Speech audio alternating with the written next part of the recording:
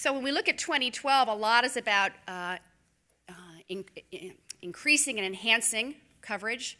It's a lot about making the global gold standard come to life, but it's also about measuring our impact. And so what we thought we would do at the second half of my update is invite a panel discussion to really talk about the impact that our work is having, maybe taking a broader look at employer-based initiatives. And so we're delighted to have three experts with us today. I'd like to ask Fick, Marcus, and Christine to come up to the panel. So our panel discussion is going to really focus on what is the impact of the gold standard on employee health? What have we learned? What insights and observation can we share on a go-forward basis? And then we'd like to invite discussion with the group. I'm going to do just a very quick intro, and then I'll ask the panelists to kick off the discussion. But we have Fick Isaac here, and Chris mentioned Fick. Fick's been a great participant on the task force since I've been involved. In his spare time, he's Vice President of Global Health Services and Chief Medical Officer for Wellness and Prevention at J&J.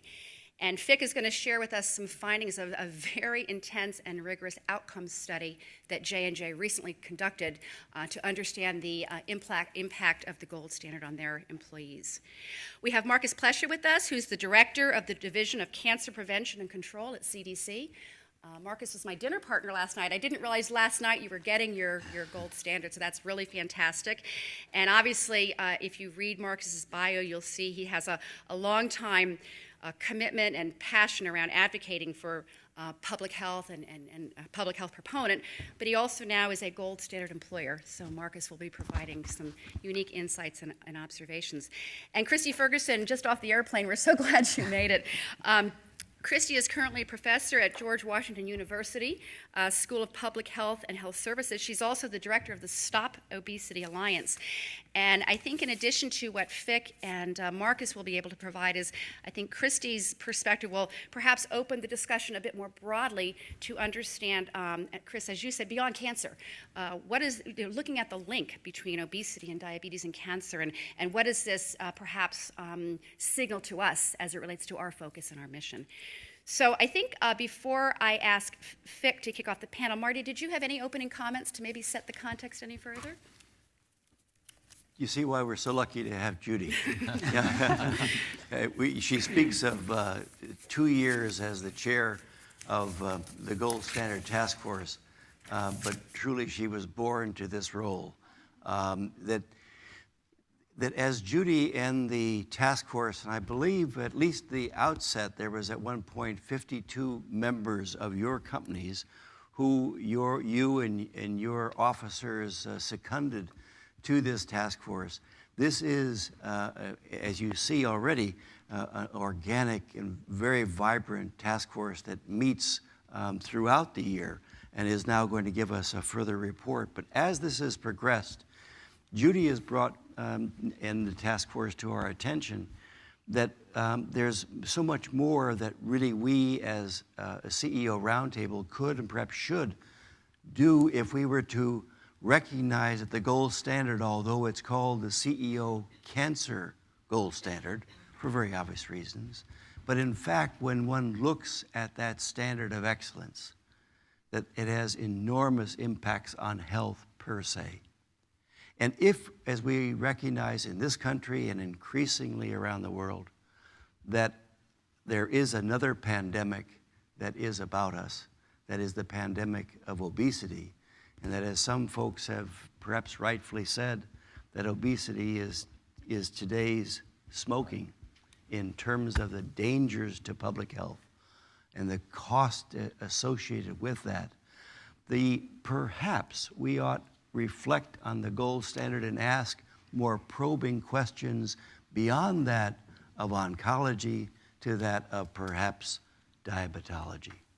And it is in that sense that the expertise not only of the task force, but now of the great panel that Judy, you have assembled, is going to invite us to consider for the first time, not defocusing on cancer, keep that firmly in fixed vision, but now also broadening our vision to saying what other inquiries ought we be making, what other questions should we be posing to each other and then to our companies as to how this could have an even greater impact by not only assessing, as we're going to hear, the outcomes of studies like J&J has just, again at the Vanguard, performed, but asking now also by providing better education to our associates, our employees, and by education providing motivation, which is another way of saying creatively thinking of incentives, to be able to help them make those lifestyle choices that are going to either predict wellness and health and longevity or the other. So it is that we are here to encourage us now to broaden our vistas. And perhaps, Chris? No, I would just say, I think the one of the things that always resonates when Judy talks about this is the word complexity. You know, in essence, what we're trying to do should be simple. We want people to not smoke. Yep. We want people to eat right. And we want people to get a little activity. George Halverson of will tell you that if you walk 30 minutes a day, we can pretty much eliminate diabetes and other cardiovascular diseases. From George is the CEO of Kaiser Permanente. So none of this seems that difficult. But this is already, if you look at the gold standard members, we have 122 motivated companies. These are the folks who actually want to get something done. And for those of you who ever had to do this, you realize some of the complexities that are in it. But these are some of the complexities that are facing us in day-to-day public health decisions. So what we're actually learning about putting in place the gold standard is actually pretty relevant as to how we as societies are going to have to deal with some of these bigger healthcare issues. And I think particularly, Fick, with some of the data that you've got, you'll be able to give us some enlightenment. So I think it's useful to think not only about what we've achieved, but what are the barriers to this? Because as we think about expanding this and we think about doing more of this, I don't think we should lose sight of the realities of why this is so hard to do. I mean, it's one of the things that I think can make us so proud that we've got 3 million people already covered.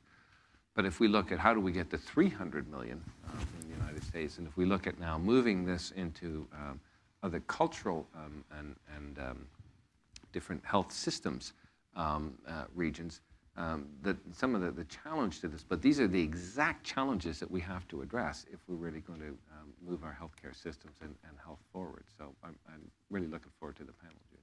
Well, again, it's always a pleasure to be here, an honor to be a member of the task force as well as the CEO roundtable discussion. And I'm pleased to share with you kind of just highlights of some of the work we've done over the past year or year and a half, looking at overall impact of our interventions and programs on Johnson & Johnson employee health and well-being.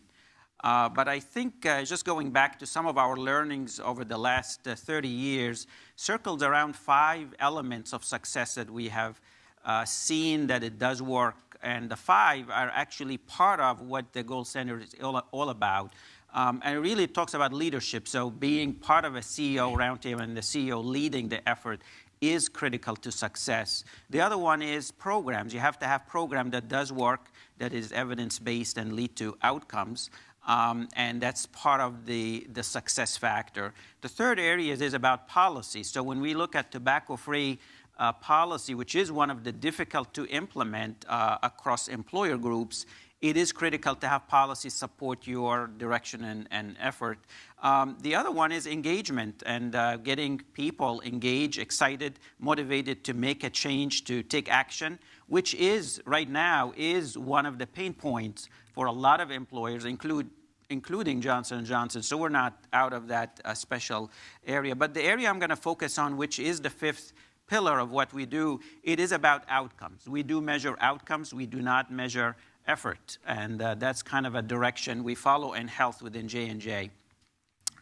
So last year, after the CEO Roundtable meeting, I had a discussion with Bill Weldon about, can you share with us some of linkage of what we do with the pillars of the gold standard to J&J outcomes and work that has been done over the past couple of years. So we took this on and we started really to look at it from the point of view of the pillars within the cancer gold standard. We have already actually in between 2010 and the end of last year, we were looking holistically from 2002 to 2008, 2009, how are we sustaining our culture of health? How are we doing? We published as an outcome of this, working with Thomson Reuters, who are the kind of the holder of our data, the data warehouser for us from all angles, from medical claims, health claims analysis, to disability, to wellness, to EAP. Everything that you could imagine is in that data warehouse. So we commissioned them to help us to understand, is the program still working? Are we impacting population health and reducing risk factors? How do we compare to others within their market scan or their database that are of similar size and similar shape to us and similar plan designs?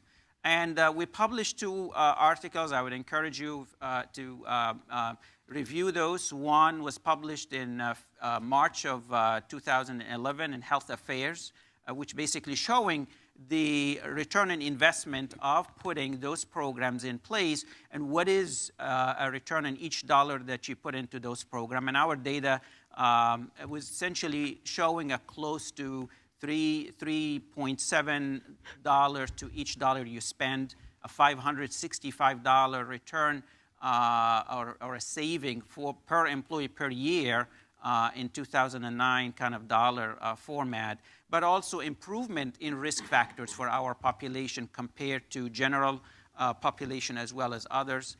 The other study we published was looking at specific risk factor. Obesity was the centerpiece of it, looking at healthcare impact when you follow people through time and see, are you keeping them optimal weight? What happened if they change to be overweight or obese? And what happened if they move from obesity to become non-obese? And what is the healthcare cost relationship to those individuals? So this one was published in the Journal of Occupational Medicine. What I'm sharing with you here is an extension of the study, which really looking at what happened since 2006 when we adopted the gold standard, pillars and get accredited, as we did get accredited, one of the early adopters of the gold standard, and looking at it to 2010. So we really extended the timeline for the study. Part of this was to look also at creation of a dashboard. And again, this is a dashboard for J&J to use, and others are welcome to apply it. It really to open the conversation. So if you are a member and you have seen some improvement and or tracking some outcomes, why don't we look at each other? And if we are doing better or you're doing better, why can't we look at what are the key learning from your program and effort, and also compare to some national data, which we, in this situation, we used the Healthy People 2020 as there was no other comparative really group that we had. The other value that we did when we commissioned Thomson Reuters and Emory University researchers, as well as our own internal wellness and prevention researchers who are behavioral science specialists looking at behavioral health and an aspect of that, was to conduct, again, a literature review, looking at key elements within each of the gold standards and the pillars, and actually try to provide us with comparatives to what is the impact on employers from productivity, absenteeism, improved health, cost saving. So each of those areas, we actually looked at them externally as well as internally to J&J. And lastly is really ultimately, which we are working on right now after we finish the study, is to find a way now to write the manuscript and publish, because we believe this adds value for the industry, but certainly for the members as a way for us to proceed. I'm not going to take you through details, and actually what I have here is only a high-level executive summary of some of the findings within the study. So again, mentioned we initiated this for the retrospectively between 2004 and 2010, looking at Johnson & Johnson active employees. So we're really here looking at around 38,000 employees in the U.S. That does not include spouses. However, spouses program apply to them. We looked at health risk assessment data and followed people at the person level, of course, de-identified throughout the years, who were at risk and no risk.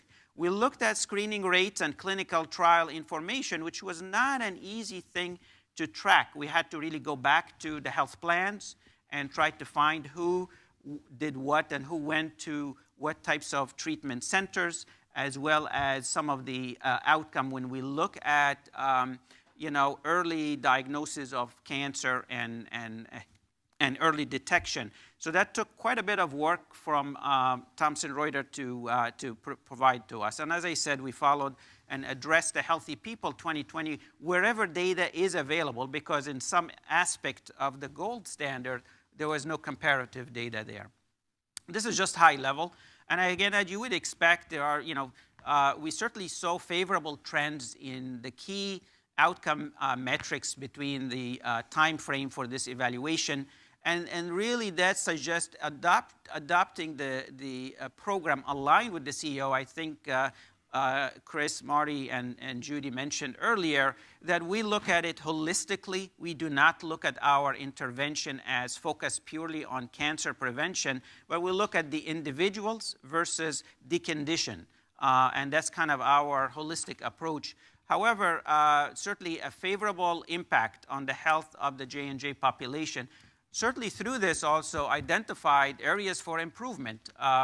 There is many areas where we were not fully focusing on specifically, and I'll mention that when we look at the early detection and screening rates, we found ourselves we're not doing that great. We need to do better. What can we put in place to change the picture? So that's where data and outcome help you to plan better and to learn. So as you can see here, under Pillar 1, we looked again at the prevalence of tobacco, the impact again for J&J since we, prior to joining and as well as continuing through now. And certainly we saw a 30% lower than the prevalence. So our rates currently within the J&J U.S. population for smokers stands at about 3.2%. Smokers. And again, you could argue it is self-reported on their health risk assessment. However, our data looking at claim analysis and looking at a lot of other inputs does tell us that that is close to reality. That's where we are in the U.S. Additionally, also the rates of the smoke cessation has been consistently higher than what the Healthy People 2020 targets are. And hoping in the study we would publish, we will show you the whole comparison groups, as well as what you don't see here is we plotted against each of those years what are the intervention that we put in place, whether it's a policy, whether it's a smoke cessation program, or whether it's a community activity, to see did that have any impact on the overall outcome or not. In the area of nutrition, we certainly experience a decline in the rate of unhealthy eating, specifically in the area of fatty food intake, which does have significant impact as does have certainly correlation to impact on cancer as well as on obesity. And that has dropped by 8% since 2006 to 2000, meaning people who were part of the program reduced the intake of fatty food to less than 3 servings per week of that. And we followed them through the years to show that they have actually do report that they have done that. However, as you can see here, despite all of this, the obesity prevalence within Johnson & Johnson did increase. From 2004 to 2010, went from 17% to 21%. Not too bad compared to the national data, which stands right now around 30+%, as well as compared to the Thomson Reuters data. However, that tells us there's plenty of work to be done here to reduce that, and we have certainly are putting a lot of effort to address that area. These are the additional pillars and high-level input on the physical activity. Again, employees with a sedentary lifestyle percentage decline by 2% since between 2008 and 2010. Looking at this, where you know that, again, changing lifestyle is not an easy thing, and even as simple as physical activity, to be active, you would think it's not no big deal, but it is, and people are working harder these days than ever, and now we are looking at physical activity from a different perspective and looking actually from it on a movement versus looking purely at physical activity. So we're learning quite a bit from this data. Again, a lot of opportunity for us to improve, really exchange ideas with you also on what you're doing that is working that we could utilize within our own population. The screening rates and early detection, as you can see, we have increased each year from 2008 to 2010 for breast cancer, cervical, and colorectal cancer screening rates. And you can see the rates here, 62, 56%, and 53%. And that has actually, if you look at colorectal cancer, when we adopted the gold standard in 2006, we were at 42% screening rates, and we went at 2010 to 53%. So there is progress there. Still quite a bit of way to go to get us where we want to be, even to meet the Healthy People 2020 targets, which is much higher than what we see here. And again, you can see here the early detection for diagnosed cancer, where they were still localized in those three conditions, has been very high. As we look at this, there is significant value for us to, one, improve the screening, as well as help us to really lead the early detection, which will impact cost, will impact quality of life and other things. And lastly, where we really did not see a lot of improvement, and again, this is a very small sample for us, which is about clinical trial enrollment, and we have seen here is still the cancer trial participation increased steadily from 2006 through 2010.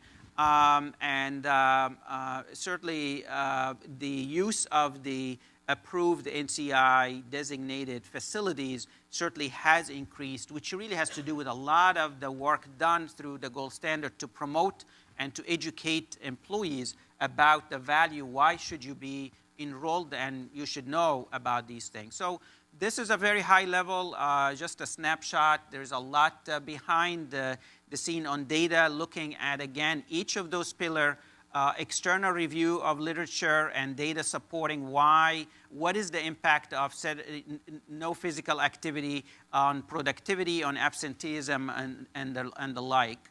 And as I said, we can share with you the full report when we publish the data, hopefully sometime this year.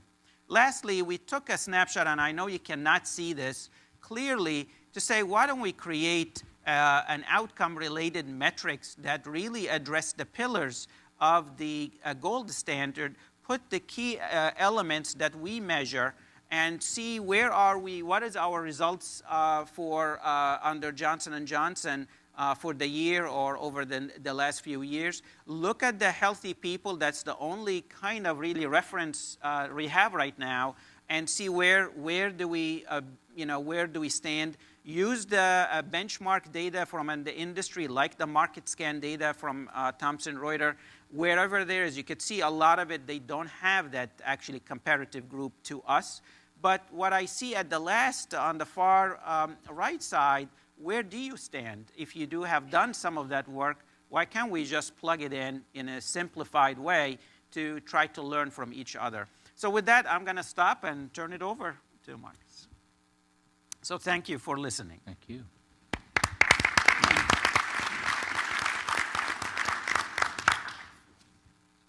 Well, thank you, and good morning, and thank you very much for inviting me to join the panel. I'm very interested to give you some perspective from CDC's point of view, both as a recently accredited employer and also to talk a little bit about some of the work that we do that we hope can complement the work that you all are doing. But let me start off by talking about CDC's recent accreditation as a gold standard company. A lot of the impetus for CDC embarking on this was really a desire to show the support and admiration that we at CDC feel for the work of the CEO Roundtable and for the gold standard. We think that the tool and the pillars of the gold standard, and particularly the requirements in the gold standard, those related to tobacco, physical activity, and nutrition are excellent. And tobacco, physical activity, and nutrition are the primary focus and priority of Centers for Disease Control right now. And this doesn't just apply to me and my work in cancer or my peers who work in chronic disease. This is really by far the priority of the institution as a whole. Dr. Frieden has defined 6 winnable battles in public health, and at the front of that list are tobacco, physical activity, and nutrition. We also thought it was important to support this work because of the really strong evidence that shows worksite wellness interventions are an effective approach. And we think that this, the CEO Roundtable, the CEO Gold Standard, is probably one of the strongest examples of worksite interventions being put into action. So again, we wanted to come in and show our support for the work that you are all doing. It makes sense for CDC to be gold standard certified. It seemed to me when I embarked on this to be metaphorically low-hanging fruit. In fact, it was so straightforward that I, at one point, wondered, why has this not happened a long time ago? And about 9 months into the process, I wished I'd spent some more time thinking about why had this thing that I thought would take about 2 months not happened a long time ago. Well, you know, I will say CDC had no problem meeting any of the standards, and we had no problem with the leadership support. Some of the barriers we met were unique barriers to working in government, but it really did drive home the amount of effort and tenacity it requires to pursue this certification, and it gives me a great deal of respect for all of you who have done so.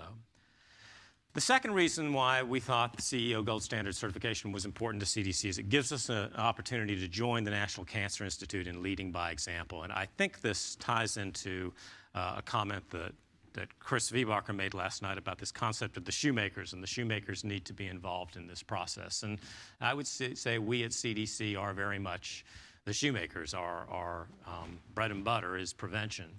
And I think there's a lot of value in us being able to step forward and show that we've met this certification and that we value providing these kinds of benefits to our employees. And we see this as a very good opportunity to perhaps expand this kind of work across government. We are now working at expanding certification across the Department of Health and Human Services. And I think it can be expanded beyond there. You know, there's about 2.5 million people who work as civilian federal employees. There's another 1.5 million who work in the military. So that's 4 million total. There's an equal 4 million people who work in state government. I actually started out with my interest in work around the CEO Gold Standard when I was in state government. I will talk about that a little bit further in a couple of minutes. But I think there's a real opportunity to expand some of this work in these governmental workforces where there's clearly a need when you look at some of the health issues and some of the underlying risk factors in those populations. The third reason that we were very interested in the CEO Gold Standard certification really goes back to some of the bread and butter of public health interventions, which tend to be very policy-oriented. We tend to see that we have the greatest impact across the population when we can do things that affect policies. And I would say that we may be reaching somewhat of a saturation point in our ability to legislate policies. So we've done a lot of very good work. If you think about some of the great successes in public health, it's been through legislation. But I think the saturation point may be there, and I think as we move forward, it's policy change like this, which is much more voluntary and which is done at the company level or at the local level, at the community level. I think that's where our future is going to be, and I think this, again, is a very, very good example about how to get that done. Mm-hmm. So those are just a couple of comments about our accreditation in the CEO Gold Standard. And I was also asked to just speak a little bit about two of the pillars, tobacco and then physical activity and nutrition. I do want to reiterate the importance of working in tobacco. The thing that I admire most about the CEO Gold Standard, to be honest, and the thing that drew my interest to it 6-7 years ago when I was working in state government is the very, very strong pillars and requirements you have around tobacco and tobacco-free campuses.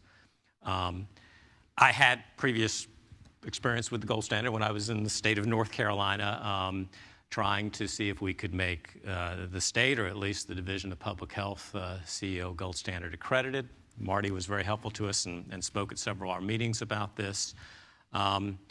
And I was delighted last night to hear about the number of what I think of as North Carolina companies that have joined the Gold Standard, and then particularly the University of North Carolina and Duke University. Unfortunately, we were not successful in bringing state government into the fold, although I think that they may be much closer at being able to reach some of those requirements now. There is still work to be done in tobacco, and I think it's very important that although we've seen significant gains and we now see very equal concerns arising with the obesity epidemic, it's very important that we not lose sight of tobacco and we not continue working to get this job done. We know that tobacco is the cause of 1/3 of all chronic diseases. We know that it's a much higher causative factor in cancers, particularly lung cancer, where we know tobacco probably accounts for almost 90% of lung cancers. So we can make a huge difference in our efforts to control people's use of tobacco and help them make choices about tobacco use that are the most healthy. We do have the science to work on this. We know what to do. And we've had a great deal of success. Every year, Centers for Disease Control joins with the National Cancer Institute, the American Cancer Society, and the National Association of Cancer Registrars to issue a report called the Annual Report to the Nation. This report draws from the Cancer Registry and SEER databases and looks at where we are as far as the statistics of all of the different cancers that affect our population. And one of the most encouraging things that we see in that report this year is that this is the second year that we are able to record a decrease in incidence and death rates of lung cancer for women. Now, we've seen that for 7-8 years in men, but we've now got 2 years in a row that we've also seen the burden of lung cancer dropping in women, and that is almost without question tiable back to our work in tobacco and our success in really scaling back on the amount of tobacco use in this country. We've also followed up on that report, looking specifically at states and seeing not every state has seen these kinds of declines in lung cancer incidence and lung cancer mortality, but we find that the states that have are the states that have the strongest tobacco policies in place. So that's the good news. The challenges are still 1 in 5 adults smoke. 20% of the adult population smokes. That's pretty surprising given what a well-established risk factor is.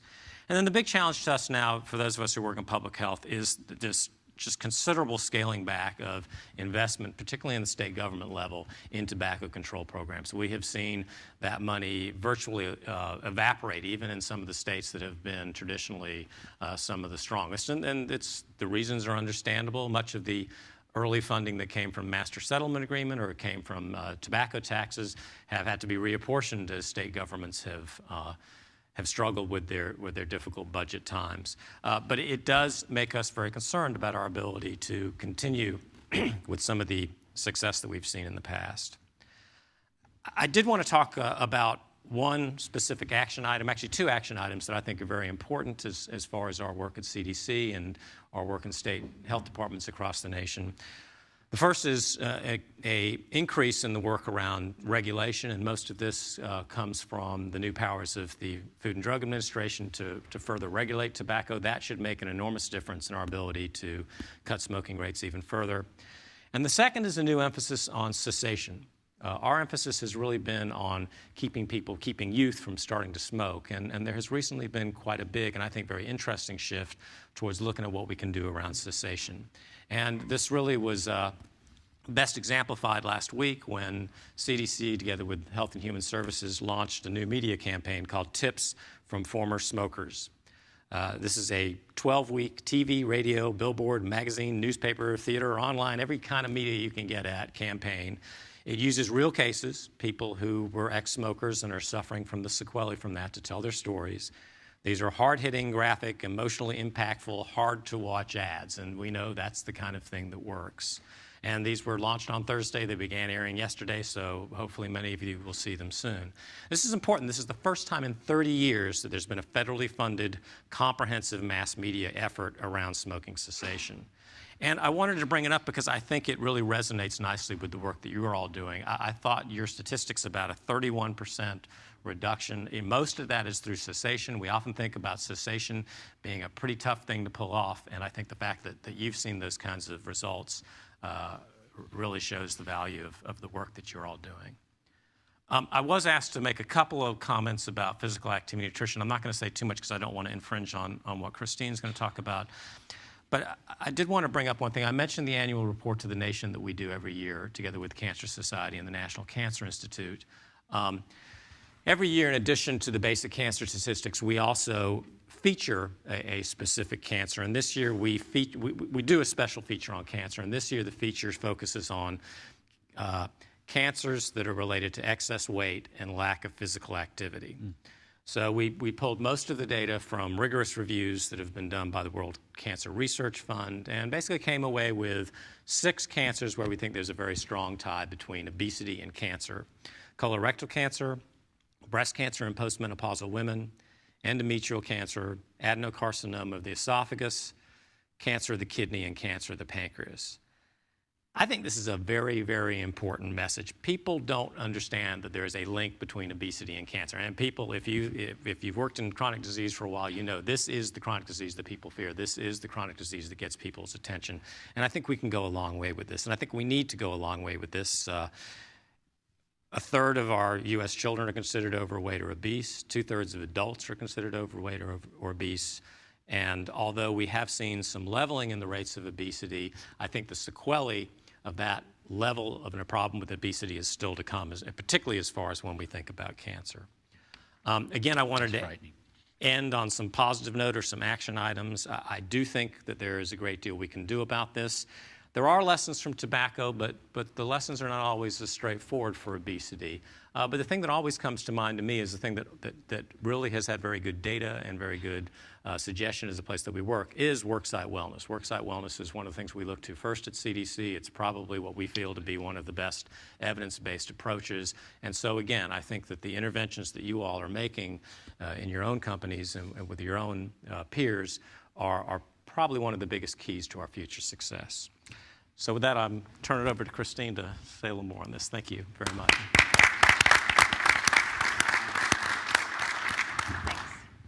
So the challenge for me is having your attention for 10 minutes and not trying to say too much. I have been described as a very practical person. I like messy, complicated problems that don't have solutions. And I love things where the nexus of politics, science, policy, and economics kind of mesh together into a morass of unclear solutions, I guess. And so that's why I'm involved in obesity now. I got sucked into it by Sanofi Aventis back in 2006, and have found that the opportunity that it presents for us to rethink our entire healthcare system is really profound. I want to talk about a couple of different things, and I also want to give you some suggestions about how you might move forward and incorporate some of these issues into your work. A little bit more about my background so that you understand where I'm coming from. I am on the board of a Blue Cross plan. In fact, I'm thinking we'll go back and see if we can get them to sign up. That's an easy reach, I think. I was the commissioner of public health for Mitt Romney in Massachusetts ran Health and Human Services in Rhode Island for 7 years, ran for Congress, but we won't talk about that, and spent 15 years in the United States Senate working on healthcare issues and financing issues, predominantly in Medicare and Medicaid finance committee issues. I am very comfortable on the payer side. And I like public health, but I also think that the two do not naturally mesh as well as they need to, and lots of reasons for that, which is a whole other conversation. In listening so far this morning, and I'm sorry I missed last night, so I don't know what the Shoemaker conversation was, but I have a feeling I would have loved it. So I'll hear about that later. The interesting thing for me is some of the barrier question that Chris raised. So if you think about tobacco, in 1981, I was very young.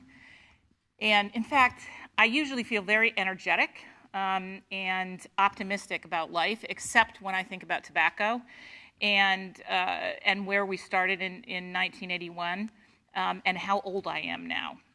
So 1981, I worked for John Chafee, and we put together the first tax on smokeless tobacco.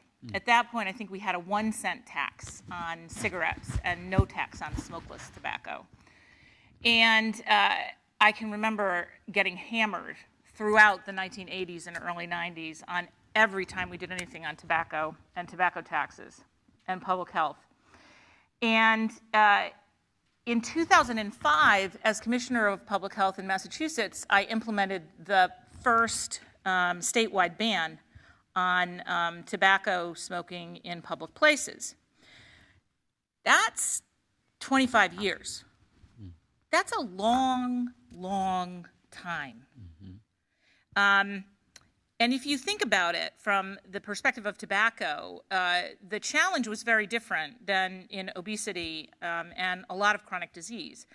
We had actors and film stars, television stars, our CEOs of our companies, people that we looked up to as a country, everybody smoked. There was nobody who didn't smoke. It was glamorous. There isn't a soul on the face of the earth who would say that being obese has ever been glamorous. Ever. It's a radically different kind of paradigm to think about. And I think it's important when we think about worksite wellness programs and we think about sort of how to approach these issues. There are barriers that are related to this arena that are very different than the barriers that are related to other public health issues. And I would argue that they're probably more like the barriers that we face in mental health, the barriers that we faced in cancer in the 1950s. And I was trying desperately last night to use my iPad to try to find literature on the stigma that was associated with cancer in the 50s. And all I could find were people who referred to it. I couldn't find the base articles. But suffice it to say that we have an impression, I think, collectively, that you wouldn't come out of the closet if you had cancer in the 50s and the 60s and the 70s, because people had a perspective about why you had cancer, and it related to something bad you did, spiritually or physically or whatever. And so I think it's important to kind of keep those things in mind as we go through this. The other big barrier I think that we have here is a definition of success. The most important thing that you can do when you're looking at a metric, right, is to figure out what a successful metric is. Well, when I was Commissioner of Public Health, if somebody came to me and said, I want you to give me $200,000 so that I can reduce obesity in Massachusetts. That's very nice, thank you. Give me all of your information and we'll get back to you. Why? How, really? $200,000 is going to reduce the incidence of obesity in Massachusetts? Now, had that person come to me and said, I wanted to use $200,000 to work on a specific part of the state to reduce the weight of individuals who are obese by 5 to 7%, because 5 to 7% reduction in weight equals significant improvement in health. Now you have my attention as a payer. Now I'm willing to listen to you, okay? If the definition of success that we engage in is one that focuses on reducing the rate of obesity in our companies or in our communities in the short term, that's not achievable. In the short term. I'm not saying it's not a goal. That's not what I'm saying. What I'm saying is there are a couple of different goals, and we need to really think about how to apply those goals in the work that we do. And using a science base for that, I think, is really important. And the National Heart, Lung, and Blood Institute at the NIH, it's quite clear that 5 to 7% makes a difference. Interestingly, that's a huge conversation in the FDA. What are the definitions of benefits of weight loss? And how significant are those benefits, and how should they be weighed against risks of intervention? So I don't have a lot of time. I have way too many things that I want to say to you. That is a key component, though, as you think about what you want to do collectively. I think we've talked a little bit about what the implications of obesity on cancer are. I'll just add a couple of things. For those who are over 40 BMI, the risk of death from cancer is 52% greater for men, 62% greater, or the risk of having a cancer is 52% greater for men, 62% greater for women.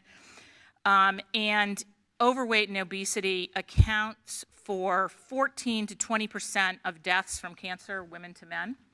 And 4% of new cases among men of cancer are due specifically to obesity, 7% of women. So there's clearly a connection between the two that I think is very much worth looking at.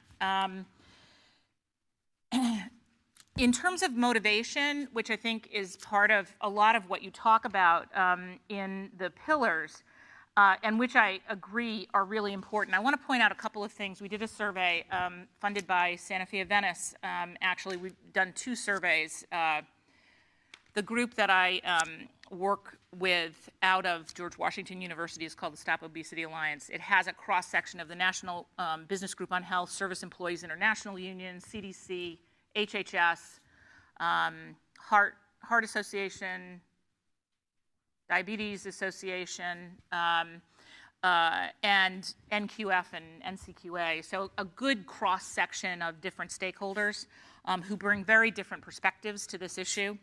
We've done 2 surveys in the past couple of years, one of employers and employees and how they viewed weight and obesity. Those are all on our website. You can take a look. I'll spend time with you if you'd like. Another one was on patients and providers. And it was really interesting what came out of that survey that was not what I expected, which was that if you look at the penetration rate of the messages around eating healthy, exercise, portion control, the health risks of being obese, among people who were overweight or obese, the penetration of those messages was over 70%. That's huge, right? If you can get that kind of penetration level, that's huge. Okay, that's number one. Number two, the number of people who were overweight or obese, who had tried at least once to manage their weight or lower their weight was 80%. Twice was 70%, and clearly, and then we had questions about their thoughts about success. Very discouraged. But at the time we did the survey, 60% were actively engaged in trying to lose weight. So we have motivated, knowledgeable group. 72% of the primary care physicians that we surveyed, no one in their office, no one in their practice had had any training related to weight. So we have a motivated group of people that are knowledgeable and no place for them to go. In addition to that, we did some work on the economic impact for an individual, particularly a woman, the impact of being obese on lost wages and lost opportunity is $8,000 a year. So there's a huge economic and individual motivation that is built in already that needs to be considered. So I'll end by saying, by skipping everything else I was going to say, and end with the opportunity that you all have. You are the only people in your companies who see the connection between all of the silos, between human resources. For a pharma company, for example, and this has been the fascinating thing of working with Sanofi of Venice. In fact, we're having a meeting with a CEO of a health insurance plan and the head of the diabetes program at Sanofi of Venice specifically to talk about merged interests for the first time. But the thing that you have is the ability to look at how those things connect. So where you can make a difference is, first of all, understanding the connection between prevention and intervention, right? That you can't have a good intervention without a preventive environment because it won't be able to be maintained.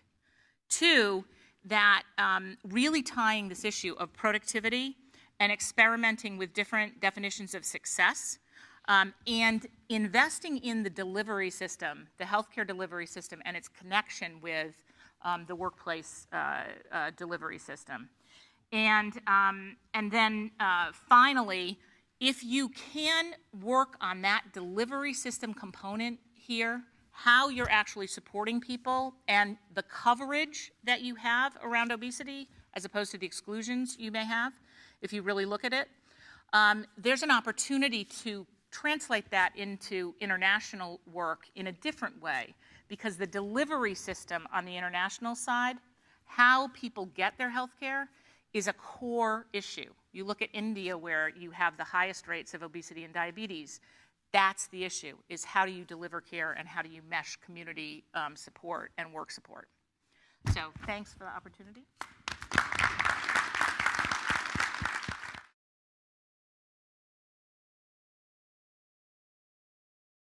So I had two questions around the idea of obesity and the workplace. The first question is there a second-hand effect of obesity as there was a second-hand effect of smoking? And second, is giving wrong choices of food is that the smoking gun for obesity, as it was for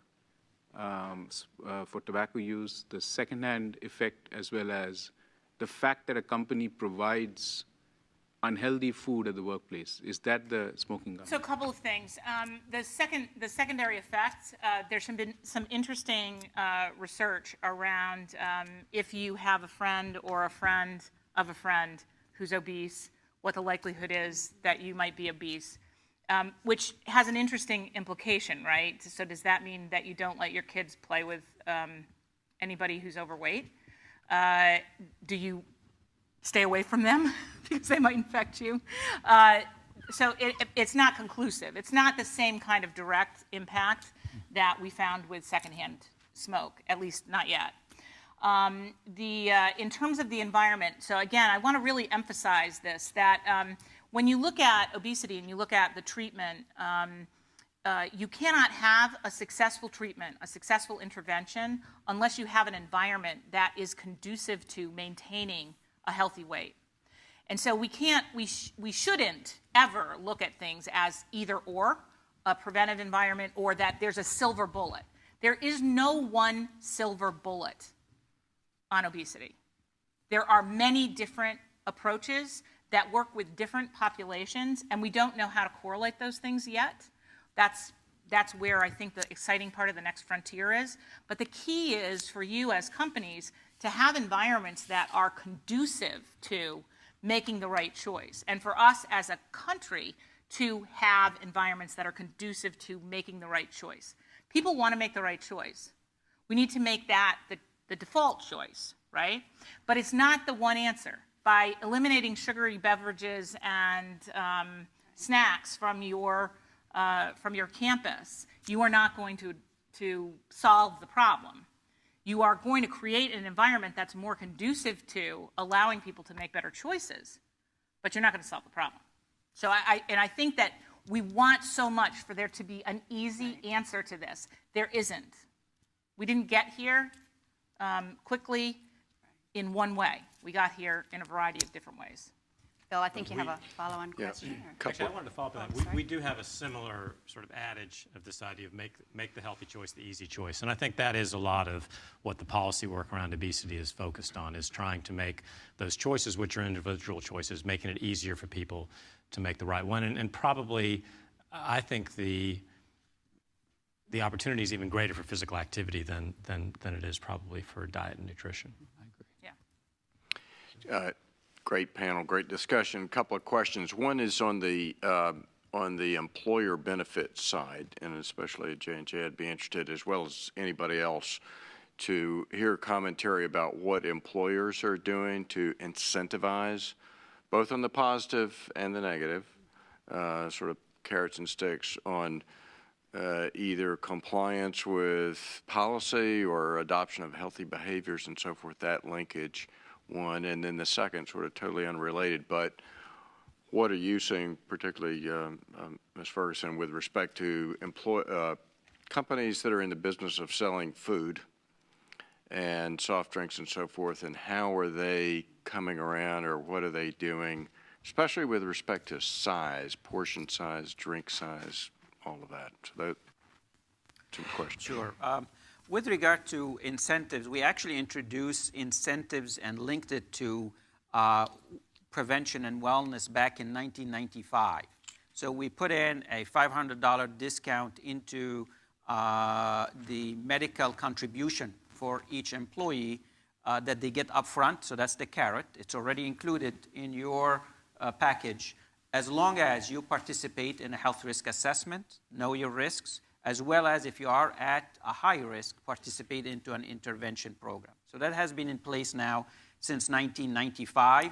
Raised participation and engagement rates from about 25% during the first 5 years to about 93%. Over the last 10 years now, we're averaging about 80 to 85% participation rates, which help us also in the planning and assessing progress. So that is the carrot and the stick. If people do not participate in the advising and or the coaching, that $500 start to come out of their paycheck. They lose it, essentially. So it's a carrot, then the stick starts to work in. And just quick, yeah. Do you think that's important to the effect you've seen? Well, I think there is a lot of controversy around incentives out there. One, the belief that incentives, extrinsic incentives or monetary type of incentives only work for the very short kind of goal, and that is just to get people into the process. But to sustain and to make changes in behaviors, which we have seen, you really have to dig deeper into why it is important for me to change my, lifestyle. Why is it my kids? Is it the future? Is it I care to be healthy when I'm 90? All of these things. And there are ways where we start to stimulate the intrinsic motivators motivations to help people kind of do that, which is basically writing your old story and your new story. These are some of the practices we apply now. So a lot of the wave over the last 3 to 5 years here now in the States as the healthcare cost is going up is to put in penalties and to put in more incentives into those types of health risk assessments and or programs. I am not really sure that just applying an incentive is going to lead to an impact or an outcome. In the last few years, the last 2-3 years now, we linked some outcomes to rewarding systems. So if you participate in or you decide that you want to lose 10% of your weight within your the 12-month or 15-month, you actually get $250 goes into your health reimbursement account. If you do participate in colorectal cancer screening according to the guidelines, and you do it according to the age we set in the benefit plan, you get a $250 that goes into your health account that you can use for other things. So we have done several things from a prevention as well as intervention in addition to the entry phase, which has been there for many years. So I think you're already seeing an impact on, in terms of size from calorie counts. I think if you go to a restaurant in any of the states that have already implemented the menu, the requirements for menus to have calorie counts on them, you will see a different menu emerging if you go over time to that same restaurant. McDonald's has stopped selling certain things. So there's certainly been some movement back. From there, there's a long way to go. They're struggling to try to figure out what their place in the world is and how they're going to manage that place in the world. So again, it's a work in progress, but that's about the environment, making that environment more conducive over time. The reason that I gave you that I went through the results of the survey was to say that if you think that incentives are part of the motivating factor, right?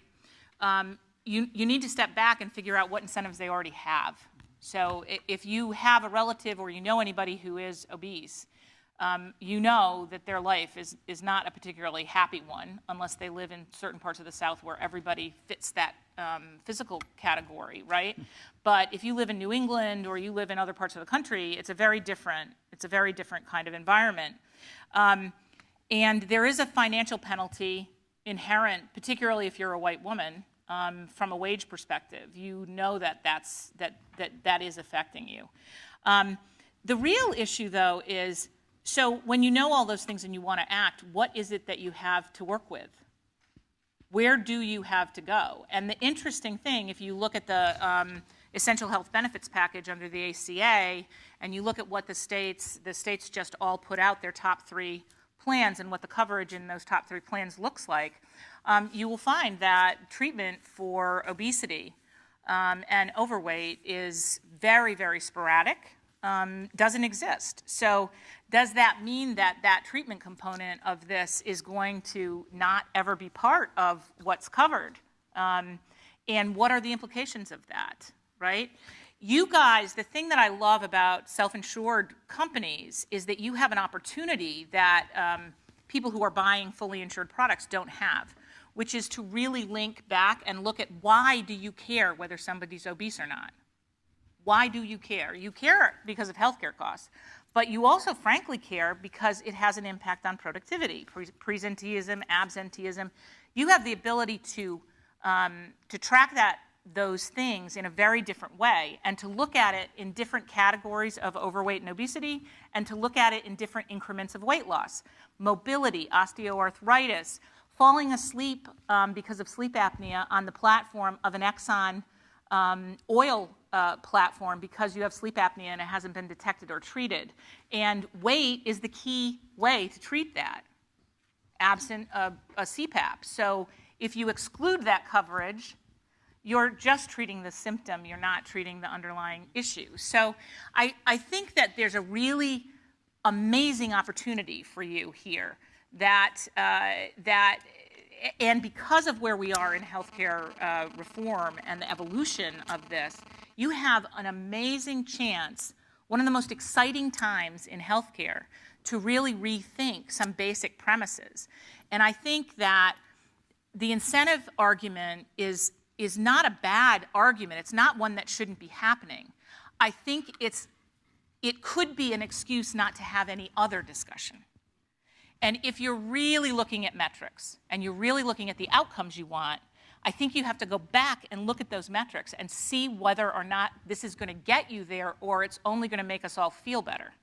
And I think that's the challenge here.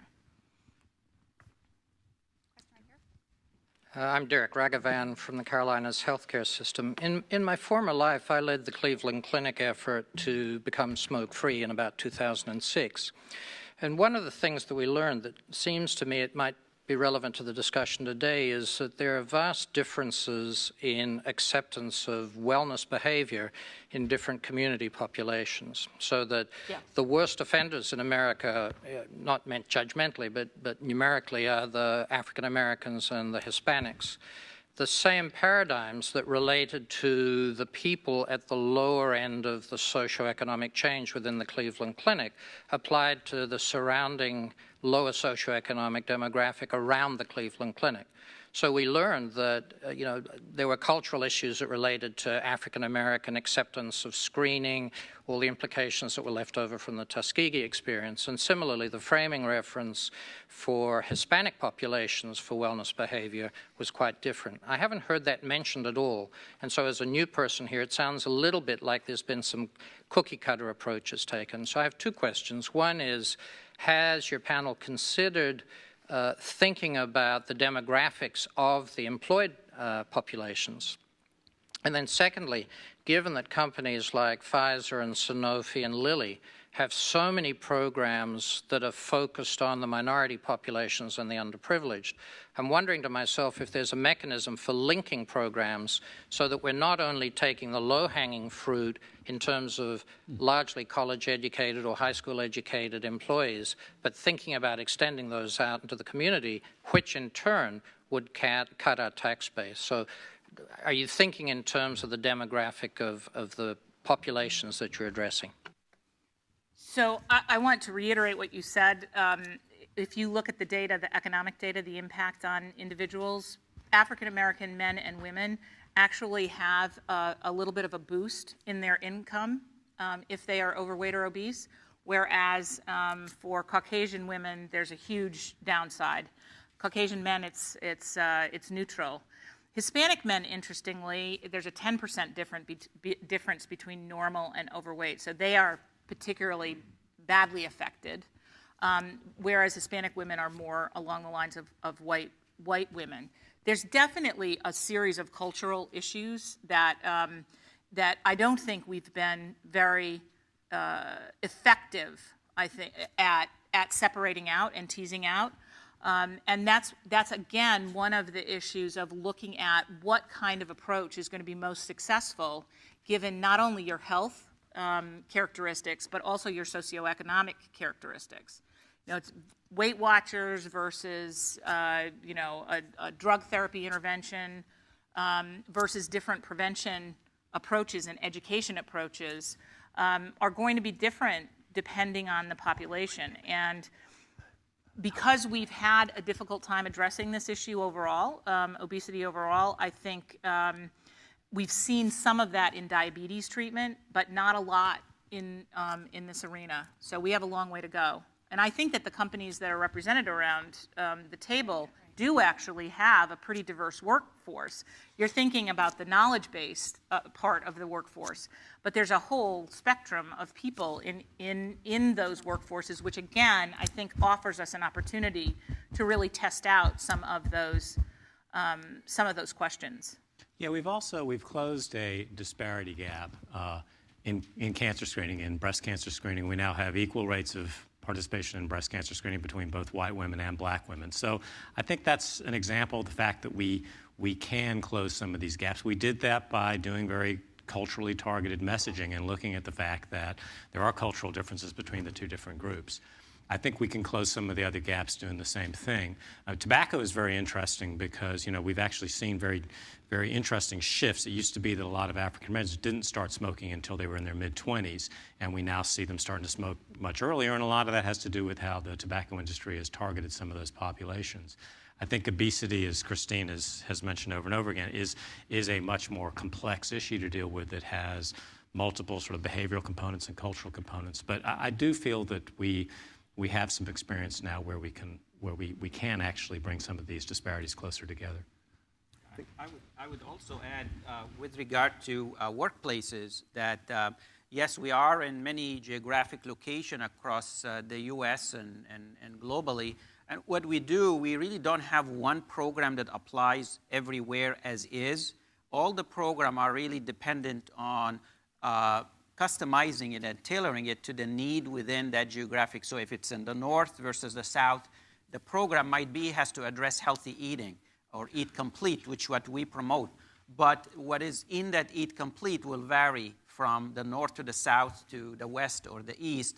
And the folks who are in those locations are the one responsible for adjusting and tailoring it to the need. The same applies to our digital coaching or web-based interventions are all based on what you provide in, what is your lifestyle, how do you behave, and really the plan that comes out is adjusted to your needs and how you behave. So we do adjust. It's not one size fits all. Specifically, looking at the U.S. as one, but actually when we look globally, we have to even go beyond that to customize based on the cultural differences across the globe. The other thing is we address some of the health-related things under our sustainability goals for 2015, which is called Healthy Future. And part of that is what's called health literacy initiatives, which extend from within the company to communities, to minority groups, and actually address their health needs and what can we do to help them adjust to a lot of those crises mentioned and how do we tailor it to their needs. So that's just some of the things done from an employer perspective. I think we're going to have to call it a close at this just to keep us on time. I will say I think the panel has done an excellent job of raising some of the very key issues. I think, and I participate in a number of different organizations and have had the chance to debate this on other occasions. I think we have to say that this is a journey that we're on, that this is going to take time. I think also in society we have to have a very adult conversation about health.